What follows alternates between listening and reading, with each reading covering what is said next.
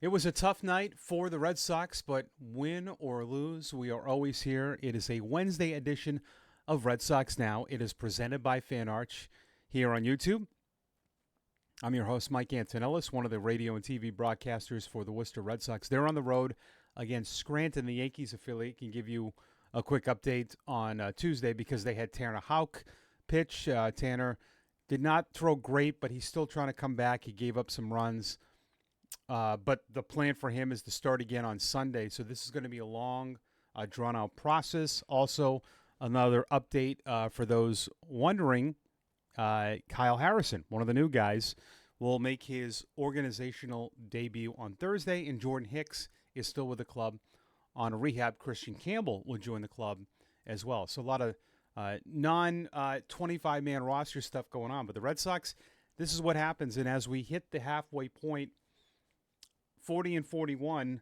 I said this to somebody on X yesterday. You can follow me there at the Radio Mike, a cheap plug. But it really has been a season of extremes, regardless of now with Rafael Devers gone. Anytime the Red Sox don't hit, we're going to pin it on that. But the Red Sox went a lot of times in this first half where they didn't hit, where they were like this, where they didn't pitch. They had that stretch where they won a ton of games. And what did they do?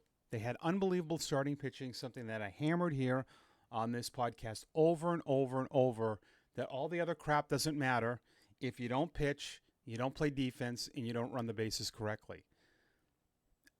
Now, last night, this is what happens when you're losing. Last night, you got the pitching from your ace.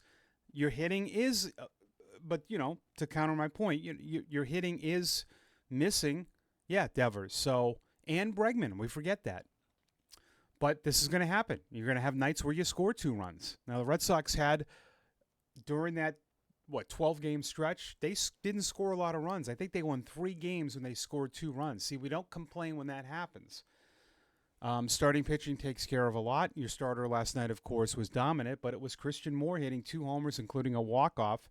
The number 9 hitter, 2 homers and a walk-off against Justin Wilson. And that sinks the Sox. And they have now lost consecutive series. They've lost 4 in a row. But, for my first half evaluation, it's extremes. I think the bullpen was the only thing consistent. I know some will disagree with me, but I think you're going to give up runs. You're going to have, it happens. The bullpen has had to pitch a lot.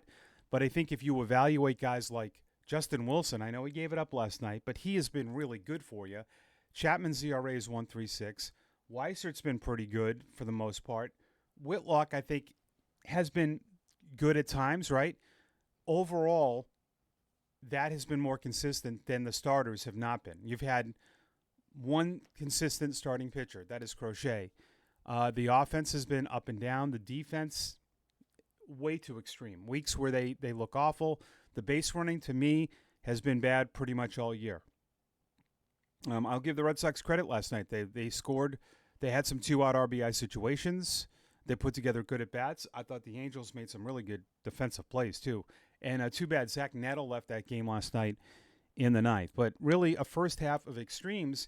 And, it's really interesting on what is happening now because the Red Sox are 2.5 out of a wild card. Not that that's a lot, but they were just leading in the wild card. So it's all about playing better baseball. And right now, if they don't play better baseball, they could find themselves 4.5, 5 back. And the problem, there's good and bad. The good thing is you play everybody, so you have a chance. Like the teams now that you're behind, you're going to play. But the bad thing is the more teams you fall behind, that's the worst. And right now they can't tie the Angels. The Angels have owned them. The Angels won that season series big time, 5-1. Or 4-1 going into the final game today. And, again, you have one more game. You salvage it. 4-5 is not ideal. I wanted a 5-4. I would have taken 5-4, but 4-5 is much better than 3-6. But, Crochet, I remember there was some doubts about Crochet. Do we really want to bring in a guy that hasn't pitched a lot? And all for this. Everything, all the chips in. This guy's elite stuff, and he proved it again last night.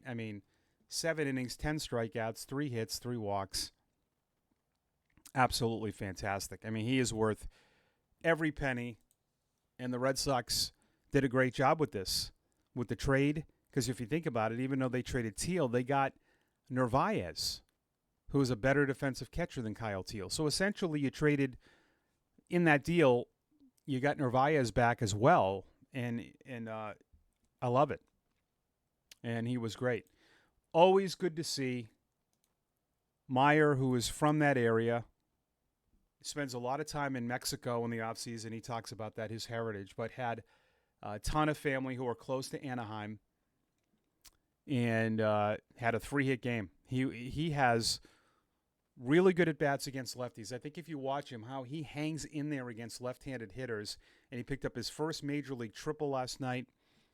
He had a great slide. That ball that Nate Eaton hit for a sac fly was shallow. And with the naked eye, when you saw it live, it looked like Meyer was out. A terrific slide to grab the plate with the left hand. Nate Eaton played another great third base. He had that great diving play, cutting off a throw from Duran and left. He went back to third and tagged O'Hoppe out.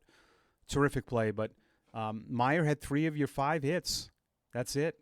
The bullpen for the Angels gave up 1 unearned run over 5 1/3. Jansen got out of that big jam in the 9th. It was a good game. It really was. Good defensive plays. Unfortunately, the Red Sox, this is just what happens. When you're struggling.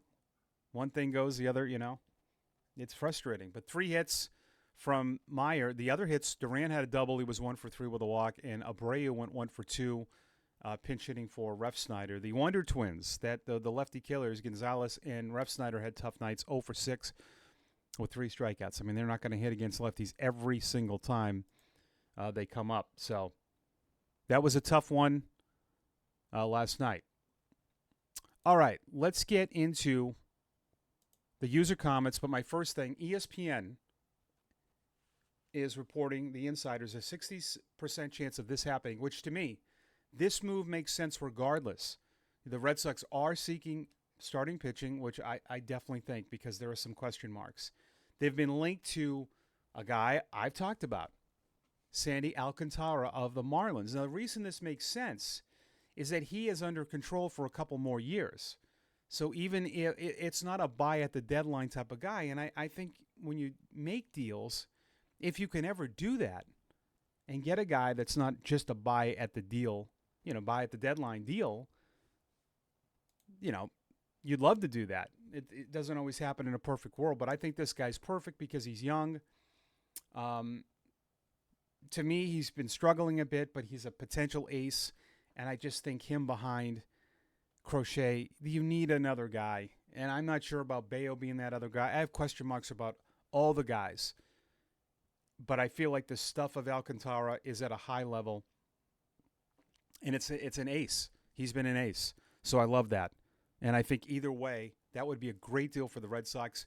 What would it cost you? It's going to probably cost you Duran, maybe Abreu, but it's probably going to be a top prospect. I think you can get away without trading Anthony or Meyer, but probably, maybe Mikey Romero, that kid Arias, who's really good. But the Marlins are going to want, I think, a guy that's ready to play.